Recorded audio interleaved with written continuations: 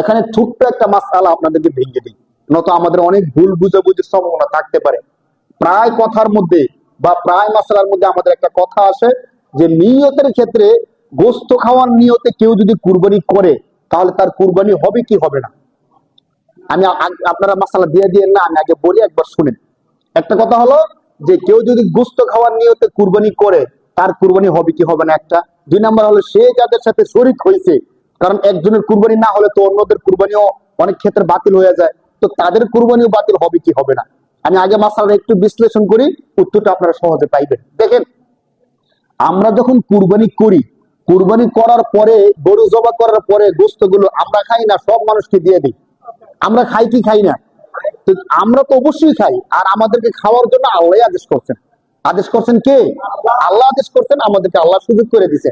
এখন যখন গরু কিনতেছি, কুরবানি করব, মানুষ বলুক অথবা না বলুক, মনে মনে গোশত খাওয়ার একটা ইচ্ছা থাকে কি থাকে না? যেহেতু গরু কিনছি, তো গোশত তো খামোই।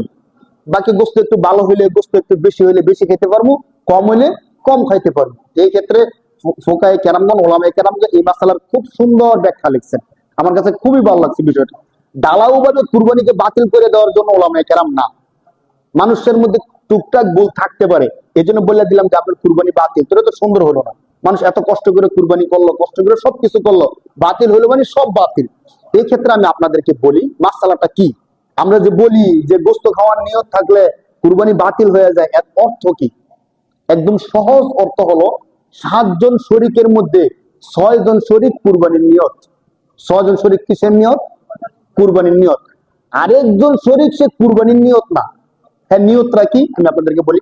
অনেক সময় গ্রামের মধ্যে 20 জন, 30 জন, 50 জন মিলে একটা গরু আনে। গরু আনার পরে জবে করে 30 জন মিলে গোটা কি করে নিয়ে যায়? বাদ করে নিয়ে যায়। এখানে কি কুরবানির নিয়ত না আকিকার নিয়ত? কোনো নিয়ত নাই। এখানে কি নিয়ত? আমরা সবাই একসাথে একটা গরু আনলাম, কিছু সাশ্রয় মূল্য গোশত পাইলাম। বিষয়টা বুঝছেন একটু? তাহলে এই যে 30 জনে মিলে একটা গরু আইনা জবে করে বাদ করে নিয়ে যায়, এটা কিসের নিয়তে নেয় বলেন তো? গোশত খাওয়ার নিয়তে। এখানে না আকিকার নিয়ত থাকে, না মান্নতের নিয়ত থাকে, না কুরবানির নিয়ত থাকে, কোনো নিয়তই থাকে না। আমরা যে বলি যে গোশত খাওয়ার নিয়ত, গোশত খাওয়ার নিয়ত মানে এই নিয়ত। কোন 7 জনের মধ্যে 6 জন কুরবানি করলো, আরেকজন ব্যক্তি তার কুরবানিও না, মান্নত না, আকিকাও না, কিচ্ছু না। তার নিয়ত হলো যে সবাই তো গোশত খাইবো, তো আমি এই সুযোগে একবার গোশত পাইয়া গেলাম। কুরবানি গরুটা একসাথে কিনলে কিছু সাশ্রয়ী দামে তাজা গোশত পাইলাম। যদি এমন হয় 6 জনের মধ্যে একজন ভাই তার কুরবানিও না, আকিকাও না, মান্যতও না, কোনো কিছু না, জাস্ট একটা বাক্সে নিবে গোশত খাওয়ার জন্য। কি খাওয়ার জন্য ভাই? তাহলে বাকি যে 6 জন আছে, ওই 6 জনের কুরবানি কি হয়ে যাবে? বাতিল হয়ে যাবে। বিষয়টা বুঝছেন? আর যদি এমন হয় যে আমরা 6 জন 7 জনের কুরবানি করছি, তো 6 জনের মধ্যে আমরা স্বাভাবিকভাবে তো নিয়ত করি যে কুরবানি যেহেতু করতেছি, গোশত তো খামুই, গোশত খাওয়ার ইচ্ছা আমাদের থাকি। অনেক সময় শয়তান ধোঁকা দিতে পারে, এই যে তুমি গোশত খাওয়ার নিয়ত করতেছো মনে মনে, শেষ, তোমার কুরবানিও বাতিল, তোমার সাথে যে 6 জন আছে তাদের কুরবানিও কি। বিষয়টা কিন্তু এমন না, শরীয়ত এত কঠোর না। লা ইউকাল্লিফুল্লাহু নাফসান ইল্লা বুসআহা। মানুষ এর সাধ্যের বাইরে আল্লাহ কোনো কিছু চাপায়া দেয় না। কুরবানি করতেছি, কুরবানি করার সময় গোশত খাওয়ার নিয়ত আমাদের সবার আছে নাকি নাই? আছে, অবশ্যই। আর কোরআন হাদিস আমাদেরকে খাওয়ার জন্য বলছেও। তাহলে গোশত খাওয়ার নিয়তে কুরবানি করা, এই কুরবানি করলে কুরবানি বাতিল হয়ে যাবে, এর অর্থটা আমরা বুঝার একটু চেষ্টা করি। মানে এই না, যদি আপনি কুরবানি করছেন অথবা এর শরীকের মধ্যে আকিকা দিছেন অথবা মান্নতের নিয়তে এখানে একটা শরীক নিছেন, এরপরে সাথে সাথে গোশত খাওয়ার নিয়ত করছেন, তাহলে কুরবানি বাতিল হবে না।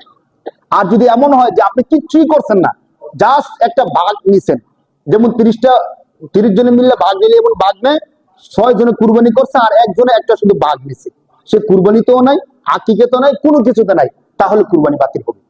তাহলে আমরা মাসাটা সহজে কি বুঝলাম? কোন ব্যক্তি যদি সত্যিকার অর্থে আল্লাহর জন্য কুরবানি করে, কুরবানি আমরা কার জন্য করি বলেন? নত কাউকে জিজ্ঞেস করেন ধৈরা যে আপনি যে কুরবানি করতেছেন, কুরবানি কার জন্য করতেছেন, সে কি বলবে বলেন? যথেষ্ট, আলহামদুলিল্লাহ। যদি আমরা ব্যক্তিগতভাবে বলতে পারি যে আমরা আল্লাহর জন্য কুরবানি করতেছি, তাহলে নিয়তটা দেখে কে? নিয়তটা দেখে কে?